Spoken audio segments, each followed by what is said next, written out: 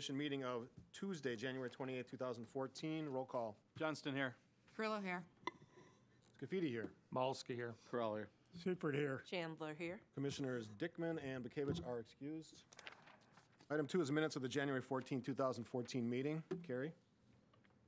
No, I just need a motion on that. Motion on 2.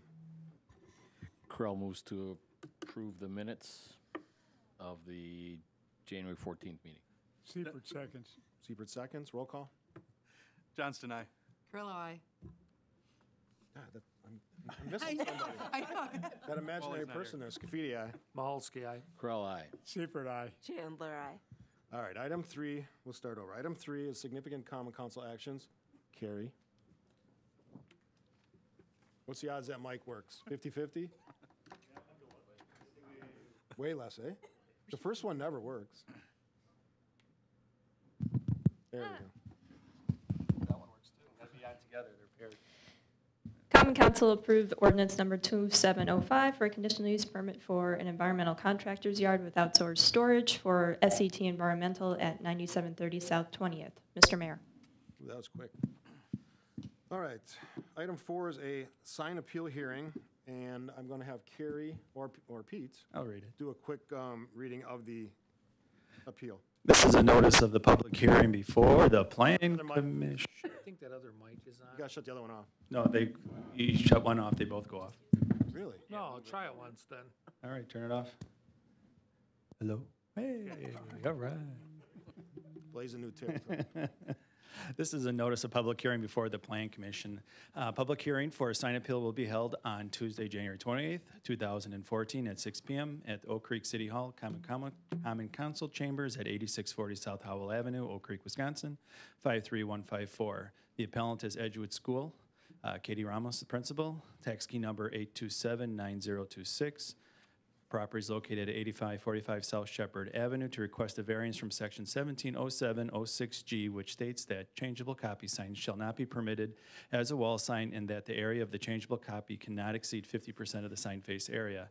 If granted, this variance would allow Edgewood School to erect a 32-square-foot changeable copy sign on the southern side of the building facing the interior of the site, and the area of the changeable copy cannot exceed 66% of the sign face area. The property is zoned I-1 institutional.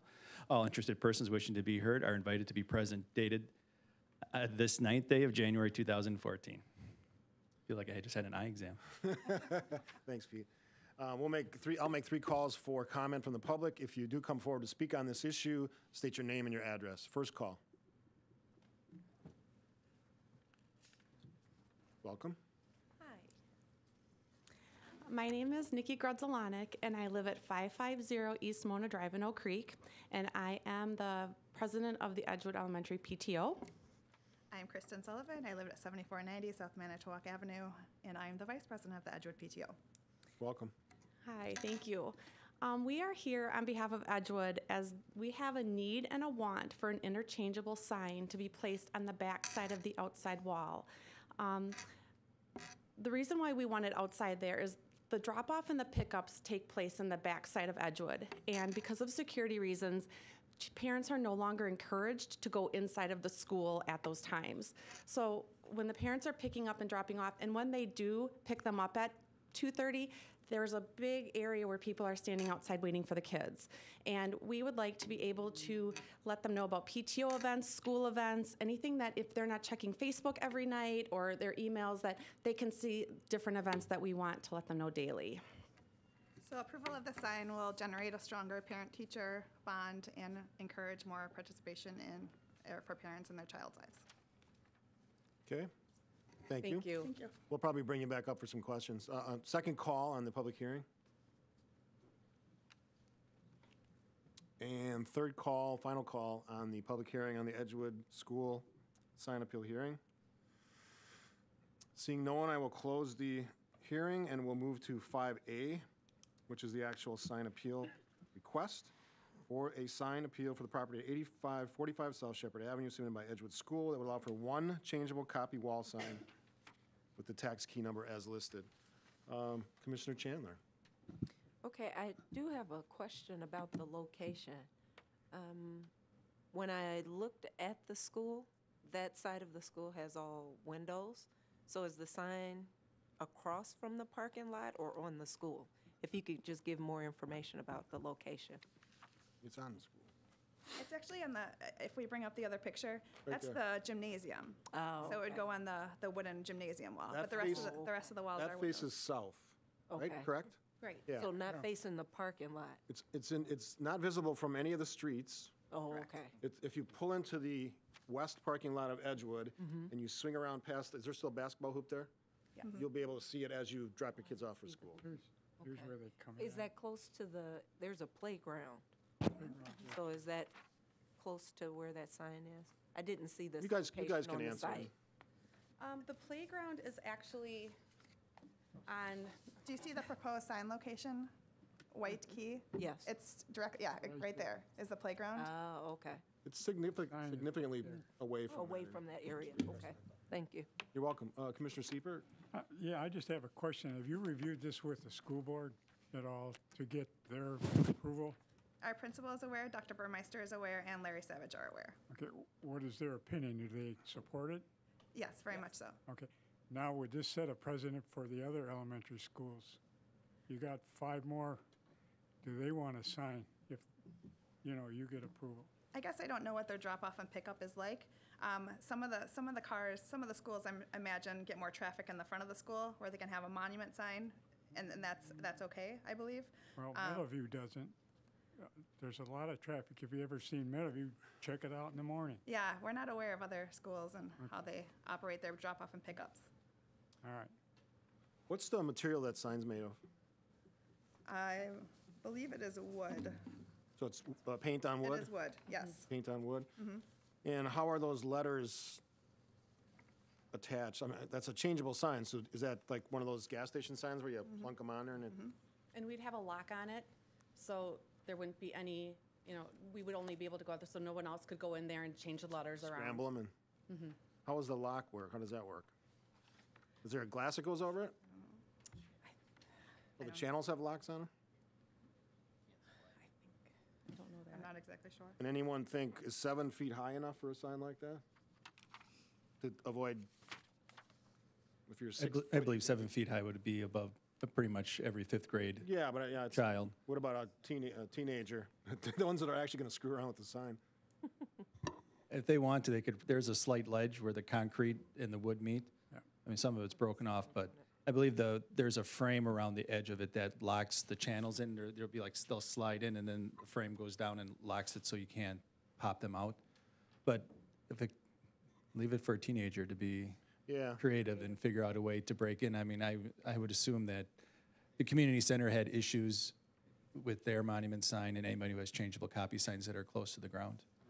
You've listed on your sign, example, you have PTO meeting and dance. What are some of the other applications you could see that sign being used for?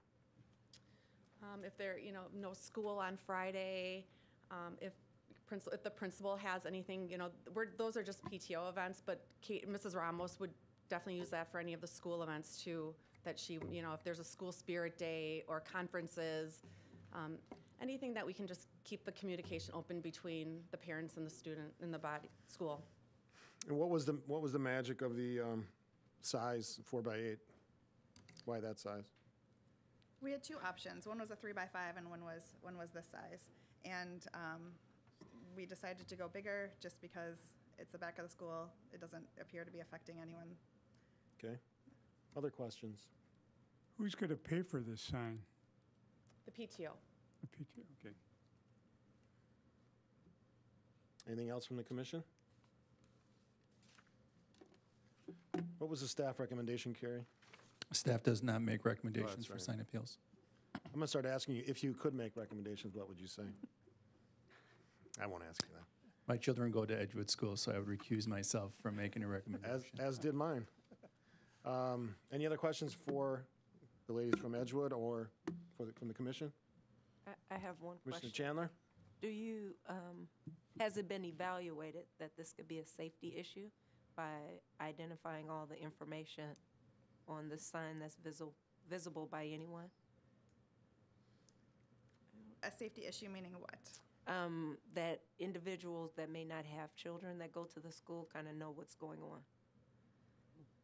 I'm not catching what you're saying. So when I say safety, those that should not be at the events, Oh, around kids. well, all these events are publicized, though. You have a social media site, and they're publicized on the school district Okay, so website. this isn't anything outside No, of that? no, I don't think so. Okay. No.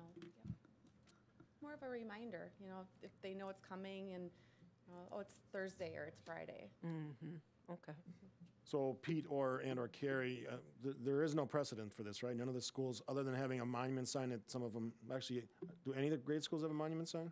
I believe Deerfield has a monument Yeah, I sign. think that's the only one. Because the Yeah. other ones have these standard schoolyard pictures in Yeah, a them. lot of them have the old-fashioned, like, park sign type Yeah. sign, and I believe Edgewood just had theirs replaced with a new one this year. So, yeah, I mean, this is new. This is definitely something that has not been asked before for any of our schools. The only changeable wall copy sign that I could think of that existed in the city is the Speedway across the street has one on their building, but that's a commercial district, not institutional. So it does exist in the city, so I guess to answer your question, Mr. Seipert, that, is there a precedent? There is one that does exist in the city. Now, does it set a precedent for all the schools? That is up for this commission to determine. Yeah, that also would been interesting to talk to the superintendent or Larry Savage about that, whether other schools were going to be interested. Did you guys come up with this idea? No surprise. Edgewood's the best grade school. We all know that, right? We do. Commissioner Corral? I think you answered it. I mean, East has a changeable sign, but it's a monument, right? Correct. In the front. Yep. I mean, I guess, but I think it's good use of that. Putting up a monument and spending money makes no sense. It's dead space in the back. If the rest of the grade schools have a similar situation, great, let them have it. I mean, other communities have them on their grade schools. Yeah, it's in a part of the school that's not really noticeable from other areas. It's Other really, than the yeah. yeah, it's targeted to the people that are actually going to need the information. Commissioner Chandler? And what size is the actual lettering? The letters are 7 inches in height. 7 inches. And I have a question for one of our commissioners. Is that large enough, 7 inches? Or would it be viewable by those passing by or that would see it Right. with only 7 inches? I would think that would be plenty large enough, especially at a slow, if it's a drop-off pickup Oh, and they're okay. going, under 5 miles an hour, Okay, be fine. Plus, the picture's taken from a pretty good distance. okay. And there's one photo from the view of Pewits as well. And a lot of parents park their car in the parking lot and get out and wait at the doors right there. Yeah, that's the Oh, and area they're where a lot of the standing there. parents, wait for the kids to come out. Okay, thank you. Commissioner Seipert? I have a question about lighting. Is this sign going to be lit up at night No. at all? It's just, okay, no lighting. Anything else? No. If no other comments or questions from the commission, a motion on 5A. Also gonna make a motion to approve a request for the sign appeal for the property at 8545 South Shepherd Avenue, submitted by Edgewood School, that would allow for one changeable copy wall sign. Carl seconds. Roll call. Johnston, aye. Grillo, aye. Speedy, aye. Walski, aye. Earl, aye. Seipert, aye. Chandler, aye. It's unanimous. Good job. Thank you. Thanks for being here. Moving on to 5B is a plan review for site building and landscaping plans for a proposed addition to the pilot air freight building submitted by James Best for the property located at 6724 South 13th Street. Tax key number is 735-0001-000. Carrie. Pilot is requesting approval of a 6,400 square foot single-story addition onto the northern portion of the existing building at that property, which is highlighted in this orangish color right here. This will be used for interior storage of products. It's warehousing, essentially. No additional employees, parking, hours of operation, or deliveries are anticipated as a result of this addition. It meets all required setbacks. Engineering staff pointed out that there is a footing that would have encroached on the easement, the stormwater easement that is just north of this. However, they did submit revised plans showing that the footing would be outside of that easement area. That's actually on screen right now, and if you have any questions about that, I believe there's a representative here. Okay. Lot coverage following the addition will be approximately 43%. The addition will be constructed with exposed aggregate precast wall panels to match the existing building. Staff recognizes that there is a section of code that requires facades measuring 100 feet or greater to have their facades broken up if it's just to make sure that there's no blank wall. However, this is to match the existing building, which does not have that articulation, and the Plan Commission has the authority to change that standard by a 3/4 majority vote. Landscaping plans were submitted. It showed that there would be the continuation of the existing landscaping along the front of the building to actually go around the northern corner of the proposed addition, and this satisfies the requirements for landscaping adjacent to buildings. The staff recommendation is that the Plan Commission approves the site building and landscaping plans for the property at 6724 South 13th Street with the condition that any technical corrections are made. Mr. Mayor. Any questions or comments from the commission? Commissioner Chandler? So with the suggestion that with 100 feet or more to break up the building, what does that look like? To add a window or? To add windows, to change the color, to change the materials, add awnings or anything like that, that would be normal for breaking up that wall facade. However, the existing condition of the building is such that it's warehousing, and there is no articulation on that building, so this is to match what's already there. Okay. Commissioner Curl? Is the changing of because of the footings, is that covered in the technical corrections? Correct. Okay. Thank you. Commissioner Chandler, do you have another question? Yes. Yeah, go ahead. I noticed that there is some type of box in the back, a utility box maybe. Does that have to be relocated with the addition to the building? Or I'm not changed or sure. any upgrades? I'm not sure which box you're talking about. Is it? It's a green, There's an electrical transformer. If you're, Oh, if you just come up to the mic and speak, name and address for the record. David Garrett, Bryan Building Corporation, Brookfield, Wisconsin. There currently is an electrical transformer at the, I guess, the northeast portion of the existing building, right about in this area. That green box is a Webco transformer. There is no reason that we have to relocate that for the purpose of the addition. and are any updates needed with the addition? For electrically? Yes. No, we'll be using the same electrical service that's currently provided to the building. Okay, thank you. Interior lighting is the only electrical use that will change for the building addition. Mike, any concerns on the fire side? No concerns. None? Okay. Any other questions or comments on item 5B? Commissioner Correll? Just to the architectural change or whatever, I mean, the building is going to look the same way it does now, just X amount of feet to the side. Correct. That is correct. So we're not changing anything. No. As long as there's a 3/4 majority of aye. Fine. Yeah. Okay, great, thanks. Okay. Any other questions? Motion on 5B? Corral moves that the Plan Commission approves the site building and landscaping plans for the property at 6724 South 13th Street with the condition that all technical corrections are made. Malaskill, second. Mahowski seconds. Roll call. Johnston, aye. Grillo, aye. Scafidi, aye. Malaski, aye. Corral, aye. Seifert, aye. Chandler, aye. Thank you. Thank you. Item 5C is a right-of-way vacation. It's a review of a right-of-way vacation request by the City of Oak Creek and West Park in the northeast and southeast quarter of Section 32, Glen Oaks Drive. Carrie? The request is for Glen Oaks Drive to be completely vacated. This request was originally reviewed by the Plan Commission in July 2009. This is following the purchase and sale of the property for the Oakview Business Park. Once vacated, the land will be owned by West Park as they own both sides of the the street right now.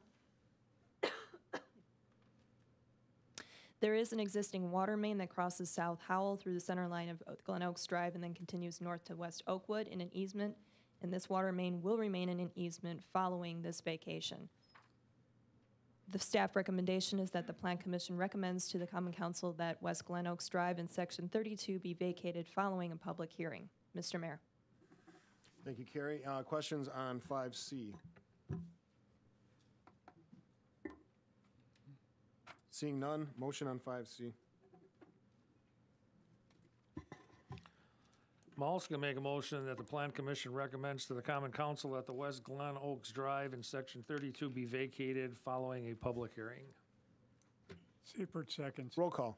Johnston, aye. Perillo, aye. Speedy, aye. Malsky, aye. Crowell, aye. Seifert, aye. Chandler, aye.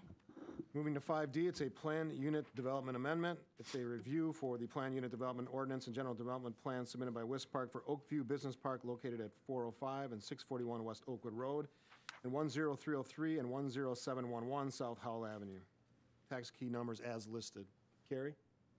Wiz Park is requesting approval of an amendment to the existing plan unit development for Oakview Business Park at the addresses that were listed. The change would be limited to reducing the front setback requirement from 40 feet for off-street parking to 30 feet. No other changes would occur. Reducing the front setback allows for more flexibility of development on parcels within the PUD while still preserving sufficient areas for landscaping. The staff recommendation is that the Plan Commission recommends to the Common Council that the plan unit development for the Wiz Park properties, known as Oakview Business Park at 405 and the subsequent addresses, be amended to allow a front and street setback for off-street parking at 30 feet following a public hearing. Mr. Mayor. Thank you, Carrie. Questions on 5D? Commissioner Corral? I guess I'm trying to understand why for the whole development, we decide to change it from 40 to 30. What's the basis, or should 30 be the number consistently moving forward? What makes us different? I guess, Thank you. Good evening. Doug Seymour, Director of Community Development for City of Oak Creek. That's a good question, Pat. And really, we looked at, this came to light when we were reviewing a development proposal for a prospective user of the park. And in looking at some of the parking, they had a few issues with the layout, and that led us to explore what is really an appropriate parking setback for not only this park, but maybe even looking forward in the future, looking at our codes perhaps to something more comprehensive. Looking at some of the newer parks, Franklin, for instance, the setbacks were probably for parking, not for building, were anywhere in the 25 to 30 foot range. And we felt it's more important to have consistency rather than that 40 foot figure, which quite frankly does eat up a lot of real estate. And we're certainly cognizant of that and the effect that it has on the businesses who are looking to purchase that real estate and to develop on that property. So from staff standpoint, it's not, as long as we have an opportunity to appropriately landscape that area, we can support a 30-foot setback. Certainly in some of our other parks, we have 40 feet, and that does work.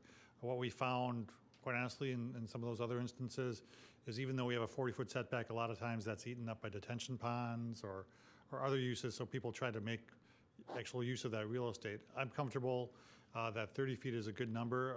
Part of what's driving this as well is that in many cases there are utility easements on either side of the public street. So we didn't want to go any lower than that, obviously, but we felt that even with the presence of utility easement, we would still have enough room to provide an equivalent landscaping or landscaping with berm of at least 10 feet for any of the lots within the park. I guess my question just goes in further as it does seem to make sense, Doug, but at what point does the city then look at moving forward with other developments, other situations? Is it all case by case? No, actually we didn't want it case by case. The one thing that we not concerned about, but we were interested in seeing that happen is that we didn't want it to see 120, 140, 130.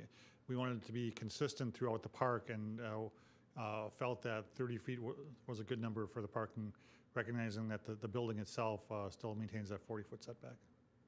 But other developments other than this, we still would have that same That's opinion? correct, right. And we can, I guess we can take a look at that on a more comprehensive basis, whether the M1, the parking setback for M1 should be. I guess that's where I'm going. Is that something that should be looked at? Yep. If you make it for this big of a development, I think that's something that should be looked at going forward. And it is unique to build new business parks. I mean, this is not, once this one's built, it's going to be a while before we build our next one, so it's kind of a rare animal. Jerry Frankie's in the audience. Did you have a comment, Jerry? There were just a couple of things. Jerry Frankie, West Park, 301 West Wisconsin Avenue, Milwaukee. This park has got 40% open space out of a 250-acre park, so there's a lot of open space around it. As Doug pointed out, many times these front yards get used by individual retention ponds. We've developed a system for the entire park, of 5 ponds that will serve rather than 26 that you could have had, for the lots. This is a PUD, and PUDs are supposed to be kind of like form-based development where you try to be a little more flexible with setbacks and things like that. For instance, down in the valley, in Menominee Valley, which was the most recent industrial or business park built in the metro area, they put the buildings right up to the sidewalks in some cases. So business parks are an emerging form, and we're just trying to keep pace so that this one can be very unique and attractive. And as Doug did mention, this came up because we have a prospective purchaser for the parcels. And you lots of times don't run into this situation until you actually look at somebody's building plan and apply it to the design that was dreamt up before there was a specific use. Breaking news. Thank you, Jerry. Commissioner Chandler? So for the other business parks that are in the area, is this common to have a 30-foot setback, or are they all 40? Existing business parks would have whatever was in place at the time they were developed, whatever requirement that was. If a new business park were to come forward that would go through the PUD process, the code requires a 40-foot setback, but, we have old business parks in the city, so. I think maybe, is your question, other than Oak Creek and some of the newer business parks that have been developed, what is those front setbacks? Well, specific to Oak Creek. Okay. So I can see if there's similarity. Yeah, the other business parks do have 40-foot setbacks. Okay, they do. Yes. Okay. And once again, the intent is to provide more parking? It's to have a uniform and consistent look throughout the park, have appropriate areas for parking, but where you do have that parking, make sure you have enough areas for landscaping to provide an attractive street front for the park and for those who work there and visit there. It's also designed, this would be designed to maximize the use of that business park and the Right. buildings that go there, which is important. Commissioner Johnston? Just going to point out a little bit that the typical section for this development is a little unique for the site. It's a 70-foot right-of-way, and there is a path that they're putting in that'll be generally on the east side of the proposed road, which will have access to that park, and it'll also be tied into the Milwaukee County Trail System. So that's part of, we want to push this back a little bit and not crowd it up on the road. So the 30-foot setback works with that utility easement to get that all in there. Okay. Do you have additional comment, Doug? No. Any other questions from the commission? No. Motion on 5D. Correll moves that the commission recommends to the common council that the planned unit development for the West Park properties, Oakview Business Park at 405 West Oakwood Road, 10303 South Howell Avenue, and 10711 South Howell Avenue be amended to allow a front and street setback for off-street parking at 30 feet following a public hearing. Well, Mahalski will second. Roll call. Johnston, aye. Grillo, aye. Scavidi, aye. Mahalski, aye. Correll, aye. Seipert, aye. Chandler, aye. Motion to adjourn. Grillo moves to adjourn at 6:29. Seipert, second. Roll call. Johnston, aye. Grillo, aye. Scavidi, aye. Mahalski, aye. Corell, aye. Seipert, aye. Chandler, aye. Thank you for watching. See you next Tuesday. Stay warm.